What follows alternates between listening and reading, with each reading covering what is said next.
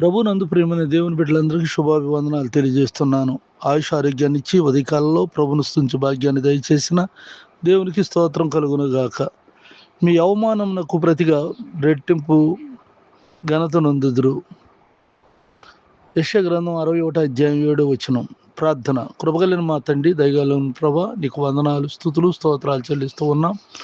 ఈ ఉదయకాలంలో ఈ ప్రార్థనలు ఏకీపిస్తూ కృంగిపోతూ నలిగిపోతూ ఉన్న నీ బిడ్డల కొరకు ప్రత్యేకం ప్రార్థన చేస్తున్నాను. ఎవరైతే అవమానాలు నిందలు భరిస్తున్నారో అట్టి వారికి రెట్టింపు ఘనతనిస్తానని వాగ్దానం చేసిన నీవు తండ్రి, వారి భాగమును హెచ్చించి ఉన్నతమైన స్థాయిలో ఉంచండి, ఘనతనివ్వండి.